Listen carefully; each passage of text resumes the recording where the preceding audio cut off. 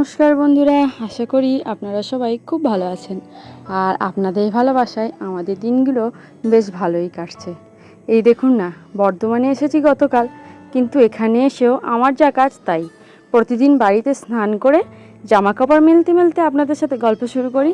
আর আজকেও বর্ধমানে এসে স্নানের পর জামা কাপড় মেলতে মেলতে আপনাদের সাথে গল্প করছি। আর এই দেখুন আমসত্ত্ব, এটা না মামা নিজের হাতে বানিয়েছে। মামা না অনেক কিছু বানাতে পারে, বিভিন্ন টাইপের নাড়ু, মোয়া, খই, মুরকি এই টাইপের। আর খেতেও না দুর্দান্ত হয়। মামাদের ছাদটা ছোট্ট, কিন্তু প্রচুর ধরনের গাছের কালেকশন আছে। আর আমার না ছাদে ওঠার পর যে কী ভালো লাগছে বিভিন্ন রকম গাছ দেখতে।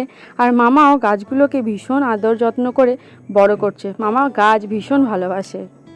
দিনটা তো বেশ ভালোই শুরু হয়েছে, কিন্তু রাতটা মোটেও ভালো ছিল না।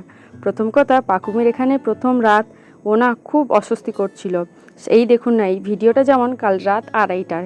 ও না কিছুতেই ঘুমাতে চাইছিল না, একটু করে ঘুমিয়ে যাচ্ছে কোলের মধ্যে, কিন্তু যেই বিছানার মধ্যে দিয়ে দিচ্ছি তখনই কান্না শুরু করে দিচ্ছে। আবার খানিকক্ষণ পর কোলে নিচ্ছি, ঘাড়ে নিচ্ছি, বিছানা দিলেই কাঁদছে। যা বুঝলাম সারাটা রাত ওর বাবাকে মিস করছিল। তারপরে রাতে যখন ওর বাবাকে ভিডিও কল করলাম, দেখার পর নিজে নিজে একটু খেলা করলো। তারপরে ওই ধরুন 3:20 দিকে ও ঘুমিয়েছিল। যাই হোক, এখন মেজো মামির ঘরে এসেছি। মামি কচুরি দিল আর তরকারি, মিষ্টি খেয়ে কিন্তু পেট একদম ভর্তি। আর আমার ছাতাটার জানেন তো, মাথার কাছে ক্যাপটা খুলে গেছিলো। সকালবেলায় মামা নিজেদের ছাতা ছাড়াবে বলে এই মিস্ত্রিটাকে ডেকেছে, সেই সুযোগে আমিও আমার ছাতাটা বার করে এনে দিলাম।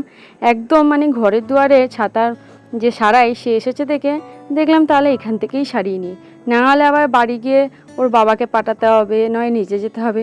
তার থেকে এই তো দুয়ারের কাছে ঠিক হয়ে যাচ্ছে, আমার একটা কাজও কমে গেল।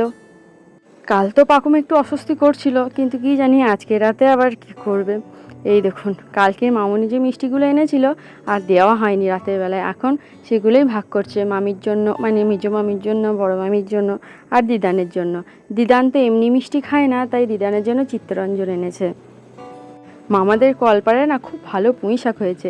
এর আগে মামনি একবার এসেছিল, তখন নিয়ে গেছিলো, খুব ভালো খেতে জানেন তো পুঁই শাকগুলো।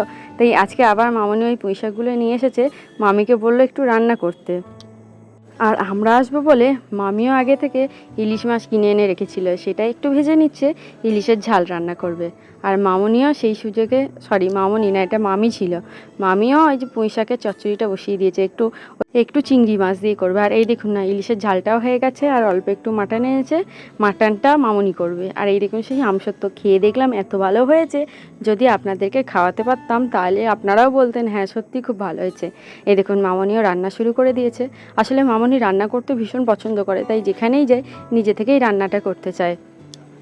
ওদিকে সকালে বাবাকে ফোন করেছিলাম, আজকে বাড়িতে বাবাই রান্না করেছে, চিকেন করেছে, ভাত করেছে, কোকোদের ভাত করেছে, কোকোদের মাংস করেছে, এমনকি পুজোও করেছে। মোটামুটি আমাদের দুজনের কাজটা বাবা একাই সেরে ফেলেছে। আর পাকুমকে খাওয়ানো যুদ্ধ দুটোই সমান। কি সুন্দর, আমি নেব জামাটা। ডাকছে, যা যা যা। আচ্ছা আচ্ছা আচ্ছা, কে আসে আমার মা আছে, আমি নেব জামাটা। ওই জামাটা কত দিচ্ছি না? এই তো। আচ্ছা, কে আসে কে আসে কে আসে কে আসে কে আসে ও আচ্ছা আচ্ছা আচ্ছা, হাত ধরো হাত ধরো, যাও। থ্যাংক ইউ, হাততালি। একটু উলু দাও একটু। দুপুরে খাবার নিয়ে বসে পড়েছি। এই দেখুন চিংড়ি দিয়ে পুঁই শাকের চচ্চড়ি, আর ওই মামি করেছিল লোটে মাছের ঝাল। আর আপনারা তো জানেন আমি লোটে মাছ খেতে ভীষণ পছন্দ করি। আর মাটন, এবেলা আর ইলিশটা খেলাম না একসাথে, মাটন আর ইলিশ দুটো হজম করতে পারবো না, ওটা রাতেই খাবো। আর আমাদের মেজো মামি তো মেশিনের কাজ করে, মেজো মামি প্রচুর রকমের এরকম সুতো কেনে, আর কিছু কিছু সুতো ছিল, তাই মেজো মামিও মামনিকে দিল, সেইগুলো বসে বসে মালা গেঁথে খেলা করছিলাম আমি আর পাকুম মিলে। এখন কিন্তু বাজছে বিকেল 5:30। পাকুম মোটামুটি 1.5 ঘন্টা ঘুমিয়েছে। এই দেখুন, তারপরে ওকে খাওয়াতে বসাবে, মানে এখন সেরকম কিছু দেবে না, একটু কলা খাওয়াবে, কিন্তু খাওয়া নিয়ে তো জানেন ঝামেলা। তারপরে এই দেখুন, ওর পিসি সুন্দরবন গিয়েছিল ঘুরতে, ওখান থেকেই বিড়ালটা এনেছে। কি কিউট দেখতে না, কি সুন্দর, মনে হচ্ছিল অরিজিনাল পুতুল।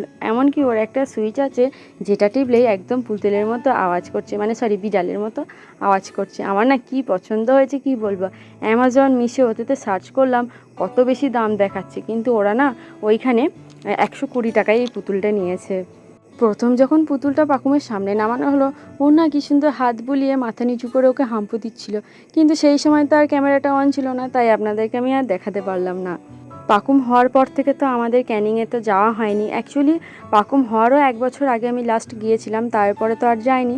ভাবছি এই বছর সুযোগ হলে পাকুমকে একবার ক্যানিং নিয়ে যাব, আমার দিদার সাথে দেখা করব, আমার ওখানকার বাড়ির লোকজন মানে আমার যারা আছেন আত্মীয় স্বজন তাদের সাথে দেখা করাতে। দেখি তখন যখন যাব তখন যদি ওখানে পাই একটা এরকম নিয়ে আসবো। জানেন তো সন্ধেবেলায় আমাদের সর্বমঙ্গলা মায়ের কাছে যাওয়ার কথা ছিল, কিন্তু গল্প করতে করতে এত দেরি হয়ে গেছে, তাই আর আমরা বেরোলাম না। আর এদিকে মামা পুজো করছে দেখে ও সন্ধে দিচ্ছে বলে পাকুম সমানে ধূপকাঠিটা নেওয়ার জন্য ঝামেলা করছিল। আসলে বাড়িতে আমি যখন সন্ধে দিই তখন মামনি ওর হাতে ধূপকাঠিটা নিয়ে ঠাকুরকে একবার দেখায়, এবার সেই অভ্যাস তো ওর এখানেও দেখাচ্ছে। তারপর যখন বাবাকে ভিডিও কল করলো, বাবারে কি করছে দেখুন ফোনটা নেওয়ার জন্য। ওকে কেউ ভিডিও কল করলে ফোনটা না উল্টিয়ে তাকে পেছনে খোঁজার চেষ্টা করে। তারপরে অনেকক্ষণ ধরে বাবার সাথে ভিডিও কল করার পর তারপরে মেয়ে একটু ঠান্ডা হলো। এই দেখুন সন্ধেবেলায় সন্ধে বলে ভুল হবে, এখন বাজে 8:10। আমি আর টিনা একটু বেরিয়েছি মেজো মামার সাথে, যাচ্ছি কুপন কাটতে। কাল একটা মন্দিরে যাব, সেখানে ভোগ খাওয়ার জন্য। কালকের যখন যাব অবশ্যই আপনাদেরকে সেই মন্দিরটা দেখাবো। আর এই দেখুন আমরা না কার্জন গেটের কাছে চলে এসেছি। যারা বর্ধমানে থাকে বা বর্ধমান ডিস্ট্রিক্টে থাকে তারাই কার্জন গেটের মাহাত্ম্যটা সবাই জানে, তাই আমি আর কিছু বললাম না।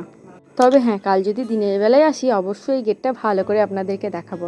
আর এই দেখুন ফেরার পর একটু মোমো খেতে মন চাইলো, আর এইখান থেকে মোমো নিলাম। মোমোটা যে কি টেস্টি ছিল সে আপনাদেরকে বলে বোঝাতে পারবো না।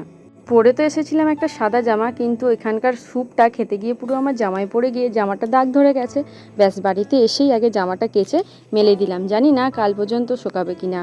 তাহলে বন্ধুরা আজকের মতো ভিডিওটা এইটুকুই থাক। যদি ভালো লেগে থাকে তাহলে কিন্তু একটু কমেন্টে জানাবেন, সাথে একটা লাইকও করে দিন। আর আমাদের চ্যানেলে প্রথম এসে থাকলে আমাদের চ্যানেলটা সাবস্ক্রাইব করে আমাদের পাশে থাকার একান্ত অনুরোধ রইল।